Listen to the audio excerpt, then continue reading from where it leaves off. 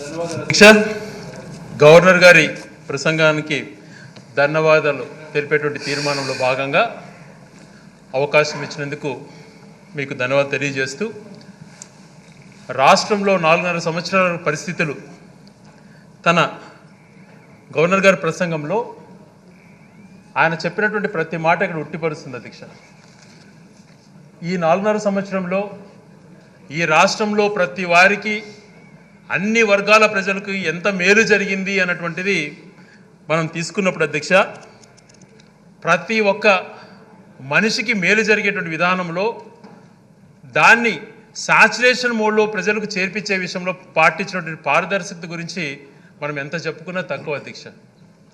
అమ్మఒడి రూపేణా 43 లక్షల తల్లులకు గాను ఇవ్వటము ప్రతి సంవత్సరం ఏటా 15,000 అన్నటువంటిది ఎంత గొప్పదో, దాని మూలాన పేదవాళ్ళు చదివించుకునేటువంటి అవకాశం కల్పించినటువంటి విధానంలో ఎంత మార్పు వచ్చింది అన్నటువంటి దానిపైన మనం చూసిన విధానంలో అయితేనేమి, విప్లవాత్మకమైనటువంటి పేద పిల్లలు చదువుకోవాలన్నటువంటి ఆలోచనతో ఎన్నో మార్పులు తీసుకొచ్చి పేదవాళ్ళు ఒక లారీ క్లీనర్ అనుకునేటువంటి వాళ్ళు కానీ ఏ రోజు కల్లో ఊహించుకున్నటువంటి పేదవాళ్ళు అమెరికాకి వెళ్ళి యునైటెడ్ నేషన్స్లో మాట్లాడే అవకాశం వాళ్ళకి కల్పించినందుకు, ఎందుకు ఇవన్నీ జరిగాయి అని అంటే విద్యలో వచ్చినటువంటి మార్పుల అధ్యక్ష.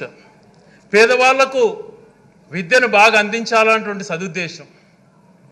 దాదాపుగా 24 లక్షల మంది తల్లులకు విద్యా దీవెన వసతి దీవెన రూపంలో 20,000 కోట్ల పైగా ఇచ్చినటువంటి డైరెక్ట్ డీబీటీ ద్వారా వచ్చినటువంటి డబ్బులు అయితేనేమి, 79 లక్షల అక్కా చెల్లెలకు 27,000 కోట్ల రూపాయలు మాఫీ చేసే విషయంలో అయితేనేమి, 45 సంవత్సరాల నుంచి 60 సంవత్సరాలు ఉన్నటువంటి మహిళలకు చేయుత రూపంలో ఇచ్చినటువంటి దాదాపుగా 20,000 కోట్ల రూపాయలు అయితేనేమి, ఇలా చెప్పుకుంటూ పోతే కాపు నేస్తం, ఈబీసీ నేస్తం ఇలాంటి పథకాల ద్వారా 2,53,000 కోట్ల రూపాయలు పేద ప్రజలకు చేర్పించే విషయంలో రాష్ట్రంలో మళ్ళీ తిరిగి ఇంకెవ్వరు కూడా దేశంలో, నేను చెప్పేది రాష్ట్రం కాదు, దేశంలో కూడా ఏ రాష్ట్రంలో జరిగినటువంటి సంక్షేమాన్ని ఇచ్చి ప్రతి ఒక్కరు కూడా మిగిలిన రాష్ట్రాలు కూడా ఆంధ్రప్రదేశ్ వైపు చూసే విధంగా తను కల్పించాడు అధ్యక్ష. 67 లక్షల మందికి పెన్షన్ ఇచ్చే రూపంలో అందులో 43 లక్షల మంది మహిళలు పెన్షన్ తీసుకునే విషయాలు ఎన్ని తీసుకున్నప్పుడు అధ్యక్ష, అందుకనే నీతి ఆయోగ్ చెప్పింది అధ్యక్ష, 2019లో ఎలాగున్నింది పేదరికం, తర్వాత ఎంత తగ్గింది అనే విషయం ఒక్క పాయింట్ చాలు అధ్యక్ష. ఈ ప్రసంగానికి నిజంగా ఈ ప్రభుత్వానికి ధన్యవాదాలు తెలిపే విషయంలో ఇది ఒక్క పాయింట్ని మనం ఆలోచన చేయాలి అధ్యక్ష. 12% ఉన్నటువంటి పేదరికం 4%కు తగ్గింది అని అంటే ఇది ఎంత గొప్ప విషయమో ఒక్కసారి ఆలోచన చేయమంటున్నాను అధ్యక్ష. మిగిలిన వాళ్ళని అందరినీ కూడా వాళ్ళు ఏదో ఒక రూపేణా మేము ఆరోపణలు చేయాలి అని మాట్లాడుతున్నారు తప్పితే ఈ జరిగినటువంటి మార్పును, జరిగినటువంటి మంచిని ప్రతిపక్ష రూపంలో ఏ రకాన వాళ్ళు పొగడలేరు. కానీ వాళ్ళు చేసినట్టు విమర్శలు చూసినప్పుడు బాధ కలుగుతుంది అధ్యక్ష. అనేక సంవత్సరాల గతంలో 15 సంవత్సరాలు ముఖ్యమంత్రిగా పనిచేసినట్టు చంద్రబాబు నాయుడు గారు ఎందుకు ఇట్లా సంక్షేమం పైన ఆలోచన చేయలేకపోయినాడు అని ప్రశ్నిస్తే ఎదురుదాడి రూపేణా మాట్లాడతాడు అధ్యక్ష. ఒక సంక్షేమమే కాదు, ఉద్యోగాలు కల్పించాలనే ఉద్దేశంతో 2014 నుంచి 19 మందికి ప్రభుత్వ ఉద్యోగాలు ఎంతమందికి ఇచ్చావు, 19 తర్వాత 24 వరకు జగన్మోహన్ రెడ్డి గారు ఎన్ని రూపాయల ప్రభుత్వ ఉద్యోగాలు ఇచ్చారో ఆ ఫిగర్స్ ఉన్నాయి అని అంటే దానిపైన మాట్లాడడానికి ముందుకు రారు అధ్యక్ష. ఏ రూపేణా ఒక ఉద్యోగాల కల్పన విషయంలో అయితేనేమి, ఈ రాష్ట్రంలో జరుగుతున్నటువంటి భవిష్యత్ తరాలకు ఉపయోగపడే విధంగా పోర్ట్ల నిర్మాణం అయితేనేమి, 17 మెడికల్ కాలేజీలు అయితేనేమి, అలాగే ఫిషింగ్ హార్బర్స్ విషయాలలో అయితేనేమి, పెట్టుబడులు పెట్టినటువంటి సదస్సులో దేశంలో ఉన్నటువంటి నెంబర్ 1 బిజినెస్ మ్యాన్స్ అంతా ఒక వేదిక పైన కూర్చొని జగన్మోహన్ రెడ్డి గారిని ప్రశంసించిన రోజే ఏ రకమైనటువంటి ఆలోచనలు ముందు చూపున్నటువంటి వ్యక్తి జగన్మోహన్ రెడ్డి గారు అని చెప్పి ఆ రోజంతా కూడా రాష్ట్ర వ్యాప్తంగా చర్చ జరిగింది అధ్యక్ష. ఇన్ని రూపాయల ఇంత మంచిగా రాష్ట్రం గురించి ఆలోచన చేస్తుంటే కేవలం ఎన్నికల్లో ఎలా లబ్ధి పొందాలా అన్నటువంటి ఆలోచనలతో విమర్శలు చేసేటువంటి పద్ధతి అవలంబిస్తున్నారు తప్పితే కన్స్ట్రక్టివ్గా ఈ పథకంలో ఇటువంటి తప్పు జరిగింది, ఈ రకమైనటువంటిది ఫలాని వాళ్ళకు చేరలేదు, ఈ రకంగా ఇక్కడ అవినీతి జరిగింది అనేటువంటి మాటలు మాట్లాడే ధైర్యం వాళ్ళకు లేదు అధ్యక్ష. అందుకనే వ్యక్తిగత విమర్శలు చేస్తూ బూతులు మాట్లాడుకుంటూ నేను మందిస్తాను మీరు మందు తాగండి ఇలాంటి సందేశాలతో మాట్లాడుతున్న ఒక ప్రతిపక్ష నాయకుని చూస్తే సిగ్గనిపిస్తుంది అధ్యక్ష. అలాంటి కాదు నాయకత్వం అంటే. ఒక ప్రభుత్వం అంటే ఒక బాధ్యత. మేనిఫెస్టోని ఒక భగవద్గీత ఒక ఖురాన్ బైబిల్గా భావించి నేను మేనిఫెస్టో ఇంటింటికి పంపిస్తున్నాను చూడండి నేను అమలు చేశారో లేదా అని చూపించే ధైర్యము గతంలో ఎప్పుడు చూసాం అధ్యక్ష మనం? అది కేవలం జగన్మోహన్ గారికి చెల్లుబాటు అయ్యింది. మరి అదే రూపేణా చంద్రబాబు నాయుడు గారు ముఖ్యమంత్రి 2014లో నీ మేనిఫెస్టోలో నువ్వేం చెప్పావు ఏం అమలు చేసావంటే ఆ మేనిఫెస్టో చూపించే ధైర్యం లేక ఆ మేనిఫెస్టోను మాఫీ చేసినట్టు వ్యక్తి ఆయన మరొక పక్కన ఇలాంటి వాళ్ళ విమర్శలు చేసేది.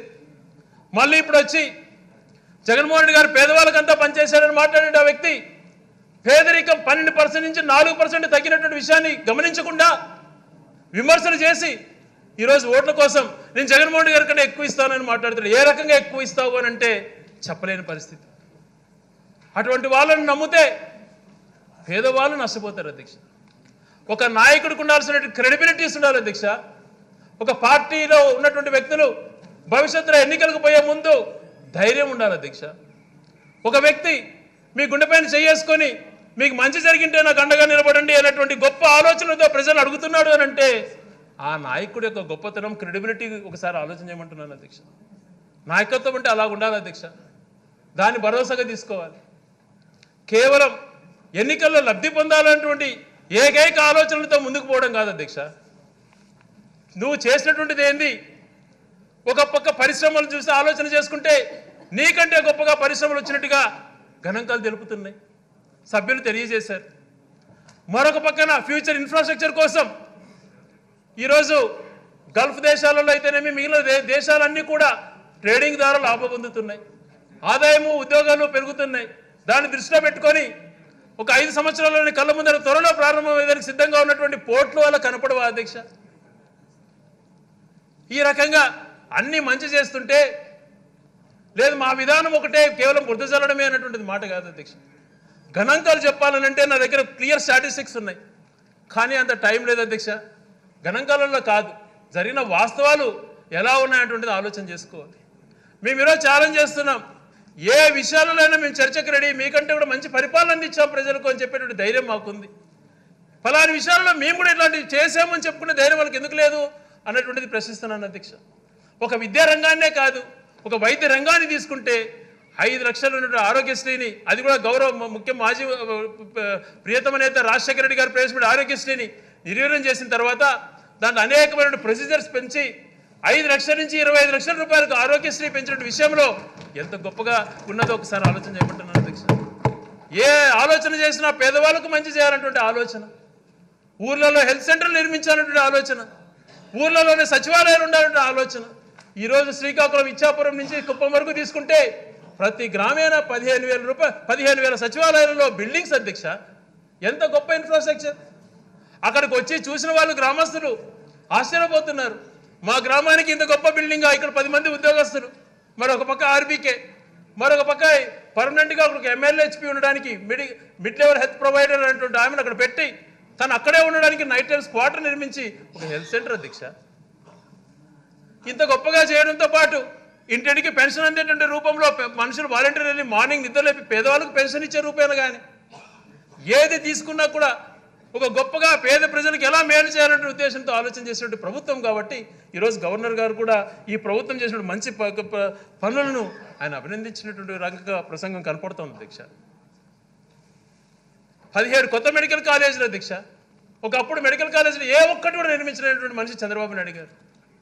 విద్యలో వెనుకబడ్డావు, వైద్యంలో వెనుకబడ్డావు, అభివృద్ధిలో నువ్వేం చేయలేకపోయినావు, నేను విజనరీ అని చెప్పుకుంటావు. ఎంతసేపు ఉన్నా ప్రజలు నవ్వుకుంటున్నారని తెలిసినా ఫలాంది చేశానని చెప్పుకోలేక ఎవరైనా ఏదైనా చేస్తే పొరపాటున సింధుగా టైటిల్ గెలిస్తే అది నా వల్లే అంటావు. ఆయన ఎవరో CEO అయితే సత్యనారాయణ గారు అది నేనే చేయించానని అంటావు. ఇలాంటి మాటలతో మభ్యపెట్టేటువంటి నిన్ను ప్రజలు ఎప్పుడు కూడా నమ్మరు అధ్యక్షత. ఈరోజు అలాంటివి కాదు, ఎలా మార్పులు వచ్చినాయి. ఒక సామాన్య కుటుంబంలో పుట్టినటువంటి పేదవారు అమెరికాలో యునైటెడ్ నేషన్స్కి వెళ్ళి వాళ్ళు చేసిన ప్రసంగాలు విన్నప్పుడు ఎంత గర్వంగా ఉంటుంది అధ్యక్ష. వాళ్ళు వాడుతున్నటువంటి భాష కానీ వాళ్ళలో కనపడుతున్నటువంటి మెచ్యూరిటీ కానీ అదే కదా అధ్యక్ష ప్రభుత్వాలు చేయాల్సింది. కింది స్థాయి నుంచి విద్యా అవకాశాలు కల్పిస్తే వాళ్ళల్లో మంచి మార్పులు వచ్చి భవిష్యత్ తరాలకు అదే ఆస్తి అవుతుంది అన్నటువంటి రూపాయల గతంలో ఎవరు ఎందుకు ఆలోచన చేయలేకపోయినారు అధ్యక్ష? ఈరోజు ఎడ్యుకేషన్కు హయ్యెస్ట్గా 70,000 కోట్ల పైగా బడ్జెట్ను కేటాయించి ఒక విప్లవాత్మక మార్పులు తీసుకొచ్చి రాష్ట్రంలో ఏ రాష్ట్రంలో జరిగిన విధంగా పేదవారికి విద్యను అందించే విషయంలో అంత గొప్ప మార్పులు తీసుకొస్తే దాని గురించి తప్పుగా మాట్లాడడం, ఇంగ్లీష్ మీడియం పెడతాడట అని చెప్పి హేళనగా మాట్లాడడం. ఏమధ్యక్ష, పేదవారు ఇంగ్లీష్ మీడియం చదువుకోకూడదా? మీ మనవాళ్ళు మీ పిల్లలు మాత్రం చదువుకోరు ఇంగ్లీష్ మీడియం, పేదవారు జరిగితే అవహేళనగా మాట్లాడడం కొండనాలకు అవుతుంది అని చెప్పి గౌరవనీయులు ఐరయ్య గారు చెప్పారు అధ్యక్ష, ఎంత చక్కగా చెప్పారు. ఆ పెద్ద మనిషి పేదరికం తెలిసినటువంటి ఆ వ్యక్తి 35 సంవత్సరాలు అనేక రంగాలలో ఆయన పోరాటాలు చేశాడు అధ్యక్ష. ఇంగ్లీష్ మీడియం పేదవారికి అందించాలి, దాంట్లో మార్పు వస్తుంది అని చెప్పి కార్పొరేట్ విద్యను అందిస్తే భవిష్యత్తులో ఉన్నటువంటి అవకాశాలు సద్వినియోగపరుచుకొని పేదరికాన్ని తగ్గించుకునే విషయంలో వాళ్ళు ఎంతో ముందుకెళ్లాలనే ఆలోచనతో వాళ్ళు ఆలోచన చేస్తే దాన్ని తప్పుపట్టే విధంగా మాట్లాడడం ఎంతవరకు సమంజసం అధ్యక్ష? ఇలాగా ఎంతసేపు కూడా రాజకీయమే అజెండాగా చేసినటువంటి వ్యక్తి, అలా కాకుండా చేసినటువంటి ప్రతి పని కూడా ఆలోచన చేసి తన ప్రమాణ స్వీకారం చేసిన మొదటి రోజు నుంచి కూడా ఆయన అవలంబిస్తున్నటువంటి ప్రతి కార్యక్రమం, చేస్తున్నటువంటి ప్రతి కార్యక్రమం పేదవాళ్ళకు అధ్యక్ష.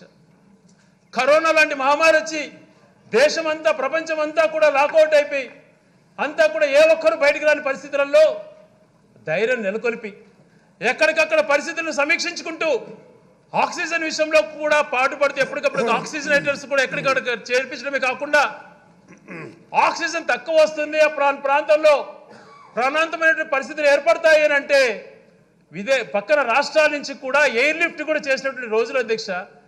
ఆ రోజు పేదవారికి ఎంత తోడున్నాడు, ఇంటింటికి కొద్దిగా డబ్బు ఇచ్చి ఆదుకోవాలన్నటువంటి రూపాయలు ఆ రోజు ఆలోచన చేసిన విధానం కానీ, లేకపోతే వరదలు ఇలాంటి కార్యక్రమాలు వస్తే తక్షణమే ఆదుకోవాలని చెప్పి స్పందించిన గుణంలో కానీ ఒక మనిషికి రాజకీయ నాయకులకు ఉండాల్సింటే అవే కదా అధ్యక్ష. అవి ఎందుకు గతంలో ఏ ఒక్కరికి లేకపోయాయి? అందుకనే ఈరోజు ఎక్కడికి వెళ్ళినా కూడా మేము సిద్ధం జగన్తో అన్నటువంటి మాట మాట్లాడుతున్నారు అని అంటే ఆయన చేసినటువంటి మంచి కార్యక్రమాలు అధ్యక్ష. అలా కాకుండా ఎంతసేపు ఒక దురుద్దేశంతో ఒక కుట్రపూరితంగా ఏ రకంగా అయితే తను ఈరోజు నిజంగా చంద్రబాబు నాయుడు గారికి జగన్మోహన్ గారికి ప్రజల్లో వ్యతిరేకత ఉంది అన్నటువంటి ఆలోచన తను చేస్తున్నాడు కదా.